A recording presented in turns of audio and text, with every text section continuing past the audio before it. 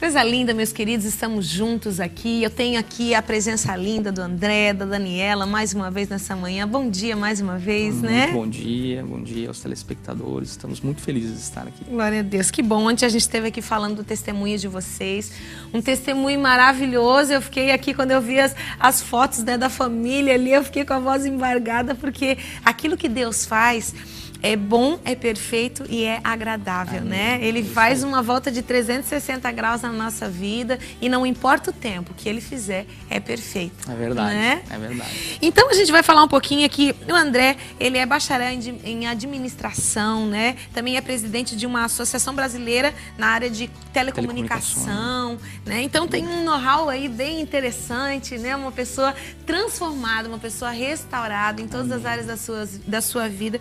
E hoje, depois de toda essa restauração, o Senhor, então, Ele te levou a trazer essa linguagem, a linguagem sobre a prosperidade segundo o coração de Deus, né? Amém, Conta um pouquinho aí dessa questão do livro. Então, ele está lançando esse livro aqui, Prosperar é uma Decisão. Ferramentas para você administrar suas finanças e prosperar.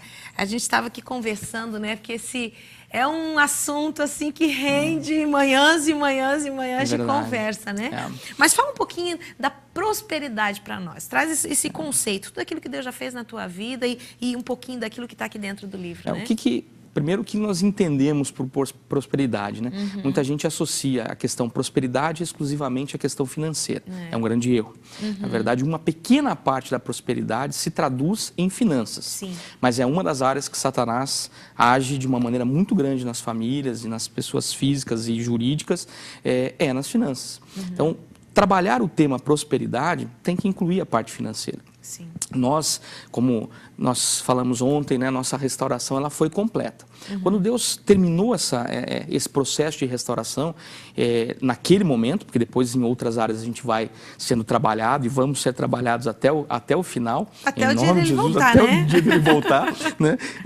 O que acontece nessa hora? Quando nós começamos a entender alguns conceitos, nós começamos a praticá-los. E Deus foi nos levando de uma situação de derrota, de uma situação eu sempre digo muito quando eu faço os seminários de finanças nas igrejas, eu digo, não sei se você já teve essa sensação, mas eu tive muito. Eu dava um passo para frente e dois para trás. Sempre assim, você ganha e perde, ganha e perde. Quando nós restauramos o nosso casamento, começamos a andar em unidade com relação às nossas finanças, Deus também teve prazer em nos prosperar nesta área.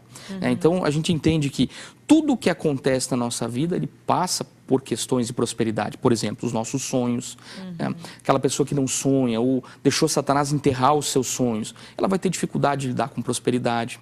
Aquelas pessoas que receberam palavras no passado, a gente até comentou aqui antes do programa, aquela situação de um pai, de uma mãe, de um tio que fala, olha, lava a mão, você pegou no dinheiro, isso é sujo. Então a criança lá na fase adulta, vai achar que o dinheiro continua sendo sujo e ter dinheiro é ruim. Né? Não tem nada de errado o crente prosperar. Aonde ele coloca o coração dele, aí temos problemas. A motivação dele pode ser um problema. Agora, o cristão prosperar, né, não tem nada de errado, porque através da prosperidade financeira, ele pode abençoar o reino, pode abençoar vidas, pode abençoar pessoas próximas, né, ele pode tocar em outros ministérios, né, ele pode ajudar o governo, a nação. Então, nós temos uma série de benefícios também com relação às finanças.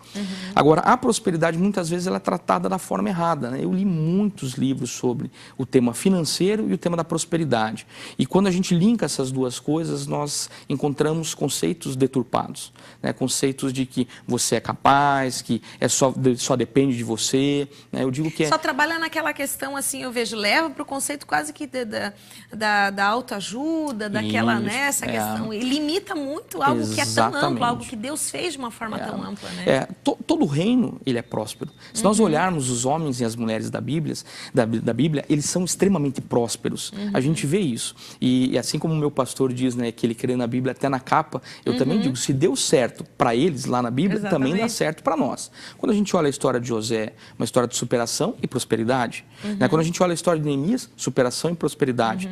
Caleb, Josué, né? Paulo, olha quanta dificuldade, quanta superação e quanta prosperidade. Né?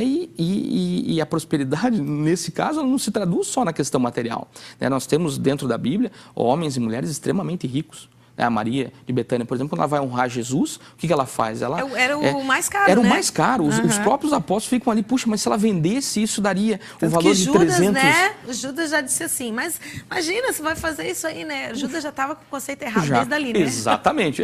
O coraçãozinho dele já não estava naquela forma. E quando a gente vê esse conceito de honra, puxa, 300 denários equivalia a um ano de trabalho. Né? Um denário era um dia. Então, puxa, será que a gente está disposto hoje a pegar um ano do nosso salário para honrar o Senhor?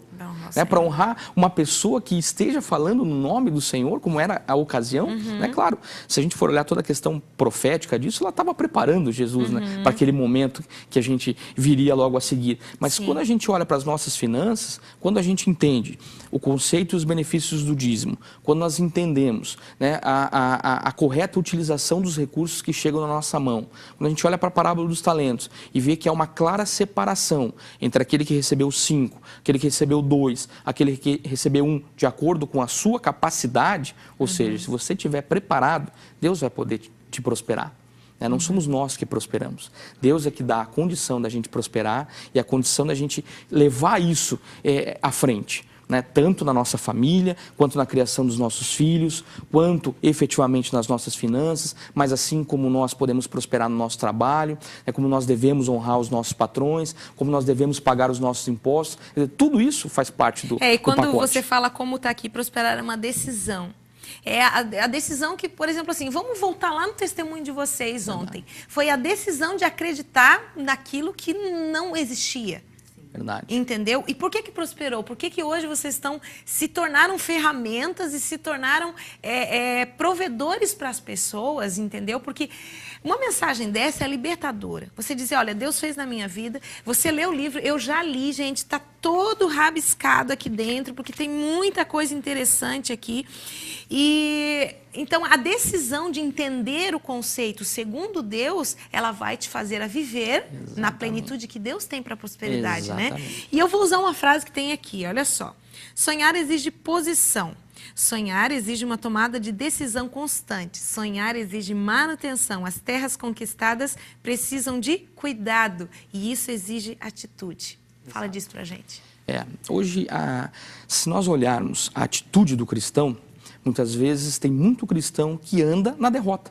Né? Ele já tem aquela postura de que as doenças dele são as mais graves, que as dificuldades são as mais pesadas. Sim. Mas a palavra de Deus, ela nos diz, as nossas lutas são leves e momentâneas. Então, nós temos que tomar posse das palavras, né? Tudo está disponível para o cristão que realmente quer viver uma vida verdadeira. Sim. Se nós tomarmos posse disso, automaticamente Deus vai nos abençoando, não só com recursos materiais, mas com todo o recurso de capacidade intelectual. Né? Hoje, quando a gente fala de sonhos, por exemplo, né? Quem não tem sonhos, hoje tem dificuldade de amar outras pessoas, tem dificuldade de adquirir conhecimento, porque ele já não espera, né, um futuro melhor. Ele não tem uma inspiração, não tem um lugar que ele quer chegar em Cristo. Às vezes está morto em si mesmo. Está morto em si mesmo. Então, o sonho hoje ele é uma parte da prosperidade que eu diria, acho que de dentro do livro, dos 18 capítulos, um dos mais importantes, sem dúvida alguma, é o sonho.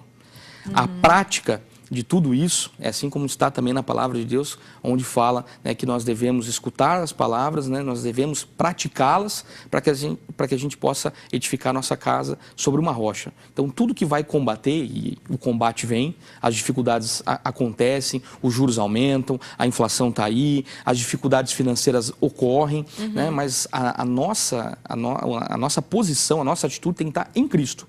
Nada disso nos abala se nós estivermos em Cristo. E não importa, assim como Paulo nos ensinou, não importa o momento que a gente esteja. Nós aprendemos a viver com o bom, com o ruim, com tendo ou não tendo um recurso financeiro adequado, mas só quando o nosso coração se desprendeu disso é que nós pudemos sair do aluguel, comprando a nossa casa própria. E né? Tem aqui a gente, vocês depois tem, até no segundo bloco a gente vai contar um pouquinho dessa questão da compra da casa de vocês, porque quando você se abre para o entendimento segundo Deus, e eu vejo algo tão tremendo, porque eu digo para você, eu até falei para o André, que foi uma resposta para mim, que tinha algumas áreas, quando eu peguei o livro, o dia que chegou, eu já peguei, abri, comecei a ler, porque a primeira coisa que me chamou a atenção, a simplicidade da linguagem desse livro, né? É uma simplicidade e você sente uma graça de Deus muito grande, entendeu? E por quê? Porque é um tabu falar de dinheiro, é um tabu falar de prosperidade, porque a gente coloca só no universo das finanças no sentido financeiro mesmo, no sentido do dinheiro. Não, prosperidade, você é próspero se você for rico. Se você não tiver muito dinheiro, você não é próspero. Nossa, aí que eu vejo que entra uma questão de limitação de caráter das pessoas, de sentimentos, onde está cheio de pessoas frustradas, cheio de pessoas até aí que por causa de dívida disso comete suicídio ou faz mais dívidas ainda. E aqui dentro do livro você abordou várias áreas, né, André? Várias áreas aí de compra de casa, título de capitalização, cartão de crédito, áreas realmente assim, carro e várias coisas. Então eu vejo assim, ó. É Deus se preocupando em nos ensinar. E Deus nos ensina a administrar, né? É verdade. A linguagem do livro, eu entendo que quando Deus colocou esse projeto no meu coração, eu comecei fazendo seminários de finanças antes de fazer o livro. Então, quando eu fui escutando os testemunhos do que Deus ia fazendo através de uma linguagem mais simples, porque falar da maneira técnica é extremamente fácil. Eu diria que é extremamente fácil. Basta você estudar, e aí você sai falando aquele linguajar acadêmico. Isso é muito fácil, né? Eu dei aula em faculdade, sempre falei isso para meus alunos. É muito fácil fazer a parte acadêmica. Né? A prática é o grande desafio. Então, para essa parte prática, nós precisamos de uma linguagem simples. Né? E nós precisamos de uma linguagem bíblica, fluente, para aquele cristão que está disposto a abrir o coração e entender. Aquela pessoa simples, que não tem aquele entendimento todo.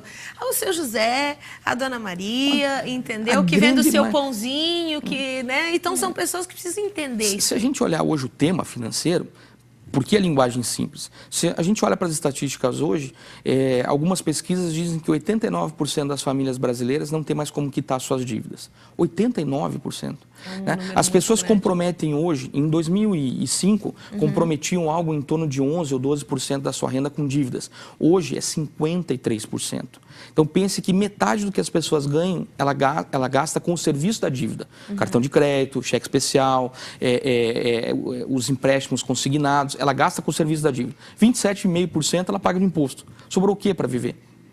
Né? É aí que as pessoas estão se limitando, estão limitando os seus sonhos. A gente vai ficar com esse link aqui, continuando no próximo bloco. Meu querido, não sai daí, eles vão contar um pouquinho do testemunho da compra da casa deles aqui.